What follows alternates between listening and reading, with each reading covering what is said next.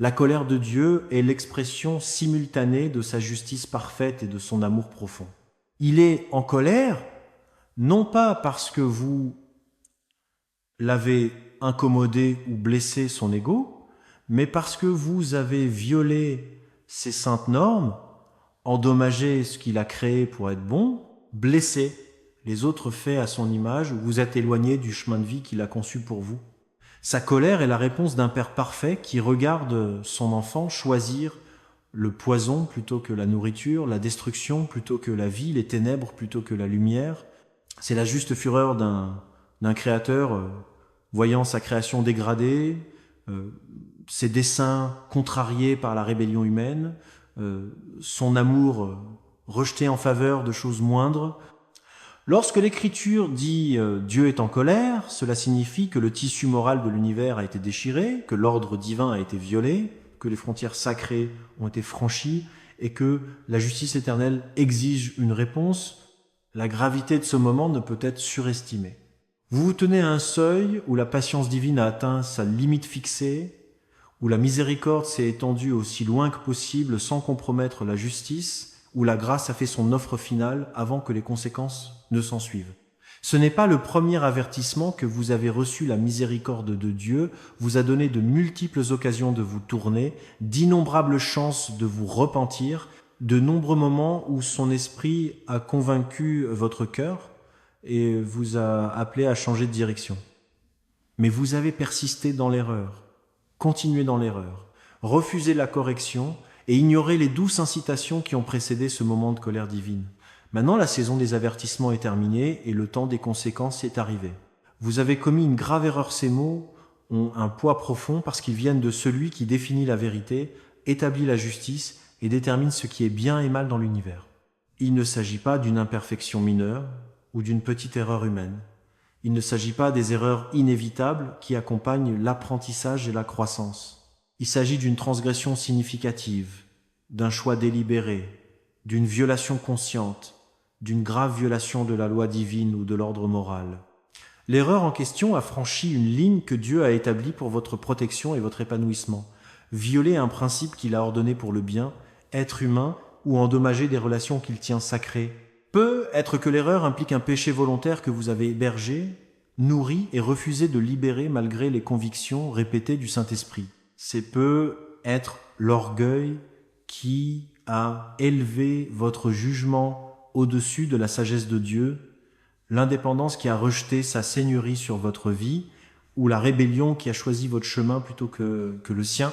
L'erreur pourrait être l'injustice que vous avez perpétrée contre les autres abus de pouvoir, exploitation des personnes vulnérables, oppression des faibles, cruauté envers ceux qui ne pouvaient pas se défendre.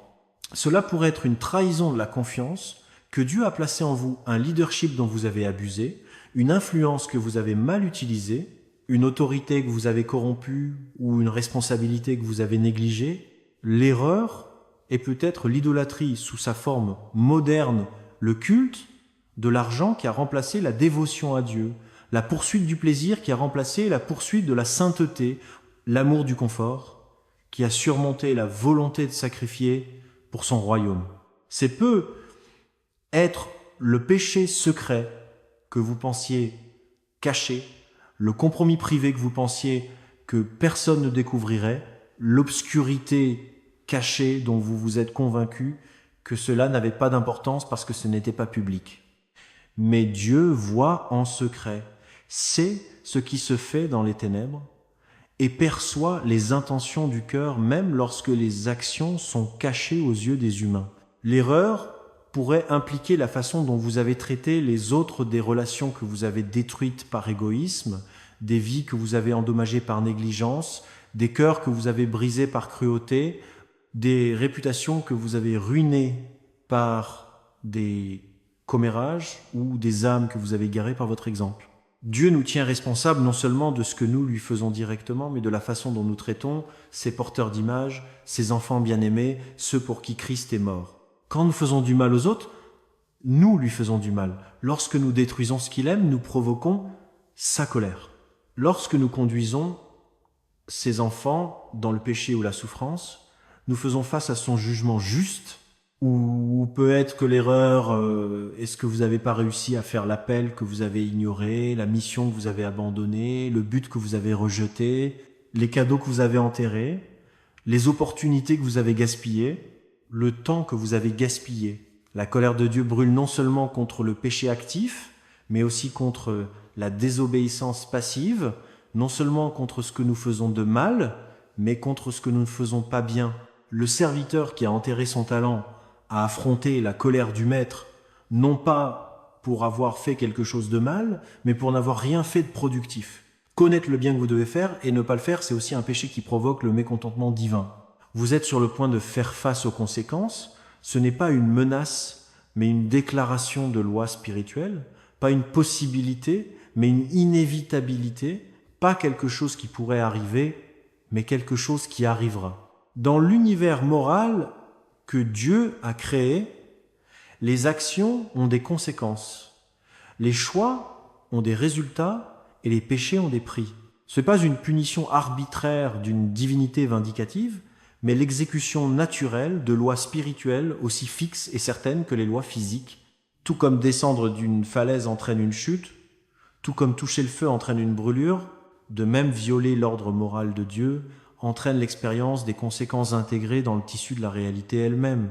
Les conséquences auxquelles vous faites face ne sont pas conçues principalement pour punir, mais pour corriger, pas principalement pour nuire, mais pour enseigner, pas finalement pour détruire, mais pour rediriger vers la vie.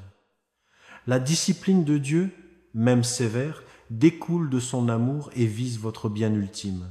Hébreux 12 nous dit que Dieu discipline ceux qu'il aime, qu'aucune discipline ne semble agréable sur le moment, mais douloureuse, mais plus tard, elle produit une moisson de justice et de paix pour ceux qui ont été formés par elle.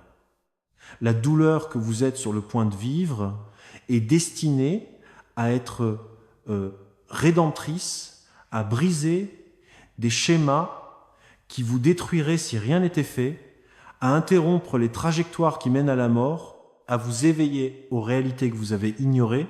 Les conséquences peuvent être naturelles, les résultats inévitables de vos choix qui se jouent dans votre vie. Le péché porte en lui les germes de sa propre punition. L'immoralité sexuelle endommage les relations et les corps. La malhonnêteté détruit la confiance et la réputation. La cupidité mène au vide et à l'isolement. La violence engendre plus de violence. La dépendance asservit la volonté. Ce ne sont pas des sanctions arbitraires imposées de l'extérieur, mais des conséquences naturelles découlant des choix eux-mêmes. Dieu vous permet d'expérimenter le fruit de vos propres décisions, afin que vous appreniez à haïr ce qui mène à la mort et à choisir ce qui mène à la vie. Les conséquences peuvent être relationnelles, relations brisées, amitiés perdues, liens familiaux endommagés, partenariats rompus, mariages détruits, enfants aliénés, parents déçus. Lorsque nous péchons, nous endommageons le réseau de relations qui soutiennent l'épanouissement humain.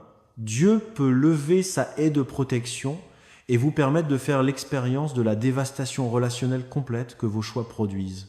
L'isolement, la solitude et la douleur relationnelle sont destinés à vous enseigner la valeur de ce que vous avez pris pour acquis, la préciosité de ce que vous avez endommagé et l'importance d'honorer les relations que Dieu donne.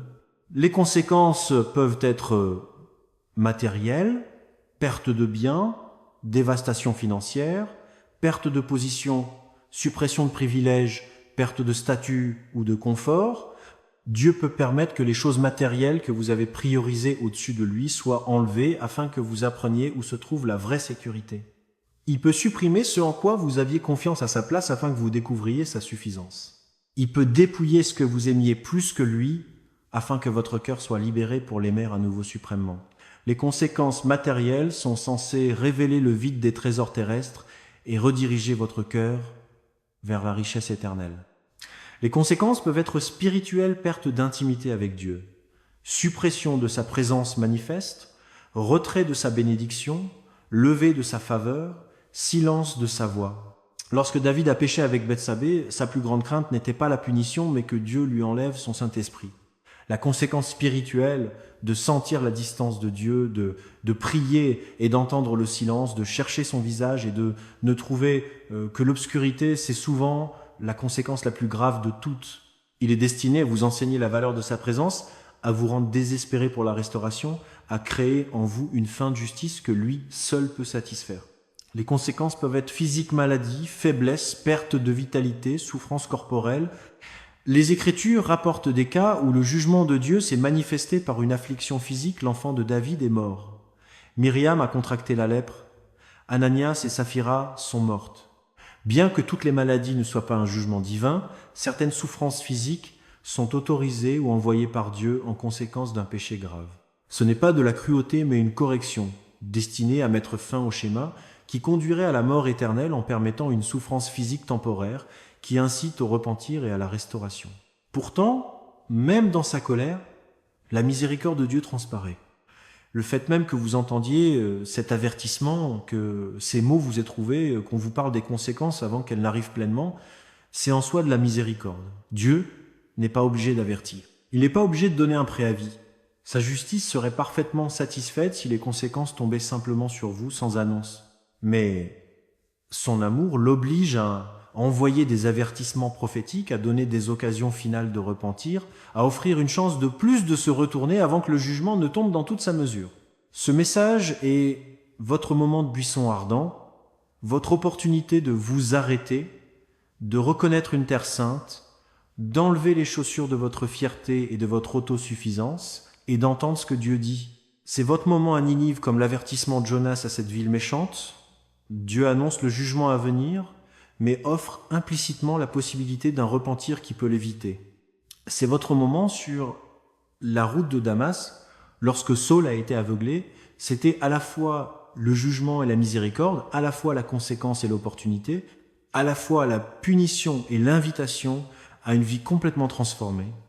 Dieu est en colère, oui, mais sa colère n'est pas la fin de l'histoire, à moins que vous le fassiez par une rébellion continue. Sa colère peut être détournée par un repentir sincère. Sa colère peut être évitée grâce à un changement authentique. Son jugement peut être transformé en bénédiction par une humble soumission. Le livre entier de Jonas démontre cette réalité. Dieu a proclamé le jugement sur Ninive, mais lorsque la ville s'est repentie, il a cédé au désastre qu'il avait planifié. Sa miséricorde triomphe du jugement pour ceux qui se tournent vers lui avec un cœur sincère. La conséquence à laquelle vous êtes sur le point de faire face n'est pas nécessairement le dernier mot, c'est peut être la miséricorde sévère qui vous sauve la vie, l'intervention douloureuse qui sauve votre âme, la chirurgie difficile qui enlève le cancer du péché avant qu'il ne vous détruise complètement. Ce qui ressemble à un jugement écrasant peut en fait être le dernier meilleur effort d'un père aimant pour attirer votre attention, briser votre dureté et vous ramener sur le chemin de la vie avant qu'il ne soit éternellement trop tard. Le repentir n'est pas simplement se sentir désolé. Il ne s'agit pas seulement de s'excuser ou de promettre de faire mieux. La repentance biblique, la métanoïa que les Écritures exigent, est un changement complet d'esprit qui produit un changement total de direction. Il tourne à 180 degrés du chemin sur lequel vous marchiez et se dirige dans la direction opposée. Cela implique de pleurer sur votre péché non seulement à cause des conséquences, mais parce qu'il a offensé un Dieu saint. Cela exige une honnêteté totale à propos de ce que vous avez fait, une pleine reconnaissance de votre culpabilité sans excuse ni justification, et un abandon total du péché que vous pratiquiez. La vraie repentance commence par venir devant Dieu, avec rien d'autre à offrir que votre cœur brisé et votre esprit contrit. Vous ne pouvez pas négocier avec Dieu, vous ne pouvez pas négocier pour des conséquences moindres, vous ne pouvez pas lui offrir des offres ou des échanges. Vous devez venir comme vous êtes coupable, sans défense, méritant le jugement, et vous jeter entièrement sur sa miséricorde. Comme le percepteur d'impôts dans la parabole de Jésus qui ne pouvait que se battre la poitrine et crier « Dieu, aie pitié de moi, pécheur ». Vous devez vous approcher sans prétendre à la justice, sans faire appel à votre propre bonté, sans tenter de minimiser ce que vous avez fait. La vraie repentance exige la reconnaissance spécifique à la confession de péché spécifique. De vagues admissions d'imperfection générale sont insuffisantes. Dieu sait exactement ce que vous avez fait et il vous demande de le nommer, de le posséder et de le confesser sans euphémisme ni minimisation. La confession signifie être d'accord avec Dieu sur votre péché, l'appeler comme il l'appelle, le voir comme il le voit, et en assumer l'entière responsabilité sans blâmer les circonstances, les autres personnes ou même le diable. La vraie repentance exige une restitution dans la mesure du possible, redresser ce que vous avez fait de mal, restaurer ce que vous avez pris, guérir ce que vous avez endommagé, réparer ce que vous avez brisé. Si vous avez volé, vous devez restituer ce qui a été pris. Si vous avez menti, vous devez avouer la vérité. Si vous avez nui à la réputation de quelqu'un, vous devez travailler pour la restaurer. Si vous avez des relations brisées, vous devez rechercher la réconciliation. Le repentir n'est pas complet tant qu'il ne se manifeste pas par des actions concrètes qui démontrent le changement dans votre cœur. La vraie repentance produit des fruits à un changement durable de comportement, une véritable transformation du caractère, une authentique nouveauté de vie.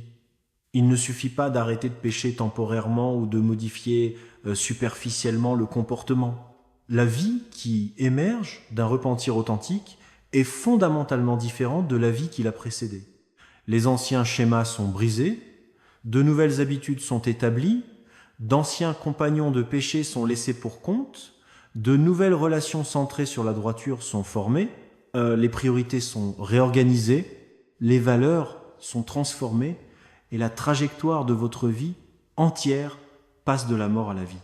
Malgré sa colère, malgré la gravité de ton erreur, malgré les conséquences auxquelles tu dois faire face, le désir ultime de Dieu n'est pas ta destruction, mais ta restauration.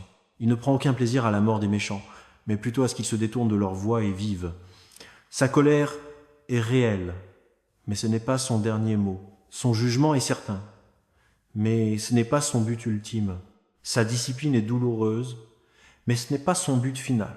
Ce qu'il veut, ce qu'il a toujours voulu, c'est toi. Ton cœur entièrement sien, ta vie complètement abandonnée, ta volonté totalement alignée sur la sienne, ton amour sans réserve qui lui est donné. Chaque avertissement est une invitation. Chaque déclaration de jugement comprend une offre implicite de miséricorde. Chaque déclaration de conséquence contient une opportunité cachée pour la grâce. La colère de Dieu est destinée à vous éveiller à la gravité de votre condition, à vous secouer de la complaisance spirituelle, à briser les illusions que le péché crée et à vous ramener à lui avec une urgence désespérée. La peur des conséquences peut être le début de la sagesse si elle vous conduit à un véritable repentir plutôt qu'à une simple modification du comportement visant à éviter la punition. Dieu se souvient que tu es poussière, comprend tes faiblesses, connaît tes vulnérabilités et reconnaît tes limites. Il n'est pas surpris par votre échec, bien qu'il soit attristé par votre rébellion. Il n'est pas choqué par votre péché, bien qu'il soit légitimement en colère contre votre choix de continuer dans ce péché. Il connaît votre corps, se souvient que vous n'êtes que chair, et pourtant, il vous appelle à la sainteté, non pas pour vous frustrer, mais parce qu'il sait que c'est le seul chemin vers la vraie vie, la joie durable et l'épanouissement éternel. La croix de Jésus-Christ est un témoignage éternel du désir de Dieu de restaurer plutôt que de détruire. Le même Dieu saint dont la colère brûle contre le péché a tellement aimé le monde qu'il a envoyé son Fils unique porter tout le poids de la colère divine à votre place. Jésus a absorbé les conséquences que vous méritiez, satisfait la justice que vous avez violée, payé le prix que vous deviez et vous a ouvert la voie pour vous réconcilier avec le Père. Peu importe la gravité de votre erreur, peu importe la profondeur de votre péché, peu importe la gravité de votre rébellion, le sang de Jésus suffit pour vous purifier, la grâce de Dieu suffit pour pardonner, et la puissance du Saint-Esprit suffit pour vous transformer. Vous vous tenez à un carrefour de signification éternelle, les conséquences sont à venir, c'est certain, mais ce que ces conséquences produisent finalement dans votre vie dépend entièrement de la façon dont vous y répondez. Ils peuvent vous endurcir ou vous adoucir, vous aigrir, ou vous humilier, vous éloigner de Dieu, ou vous rapprocher de lui, être le début de votre destruction ou le catalyseur de votre transformation. Le même soleil qui fait fondre la cire durcit l'argile. Les mêmes circonstances qui brisent une personne en refont une autre. La différence n'est pas dans les circonstances, mais dans la réponse. Si tu réponds avec un défi continu, avec un refus obstiné de reconnaître ton erreur, avec une résistance orgueilleuse à la correction de Dieu, alors les conséquences s'aggraveront, les jugements s'intensifieront et ton état se détériorera de mal en pis. Dieu ne vous forcera pas à vous repentir. Il ne passera pas outre votre libre arbitre. Mais il vous permettra de faire l'expérience de niveaux croissants de conséquences jusqu'à ce que vous vous tourniez vers lui ou que vous soyez détruit par le chemin sur lequel vous insistez pour marcher. Il est patient, mais sa patience a des limites. Il est miséricordieux, mais sa miséricorde peut épuiser par ceux qui la rejettent obstinément. Si vous répondez avec un repentir sincère, avec une humble reconnaissance de votre péché, avec un abandon complet à sa volonté, avec une foi désespérée en sa miséricorde, alors les conséquences qui pourraient vous détruire vous affineront à la place. Le feu qui pourrait consumer se purifiera. La pression qui pourrait écraser produira des diamants. La douleur qui pourrait aigrir va mûrir et vous approfondir. Dieu travaillera toutes choses ensemble pour le bien de ceux qui l'aiment et sont appelés selon son dessein, transformant même le jugement en miséricorde, même le désastre en bénédiction, même les fins en nouveau commencement. Le choix vous appartient. Dieu a prononcé son avertissement. Il a déclaré sa colère. Il a annoncé les conséquences à venir. Mais il a aussi fourni le moyen d'y échapper par la repentance et la foi en Jésus-Christ. Il a ouvert la porte à la restauration en se détournant véritablement du péché et en se tournant vers lui. Il a offert une miséricorde qui triomphe du jugement pour ceux qui s'humilient, confessent leurs péchés et cherchent sa face de tout leur cœur.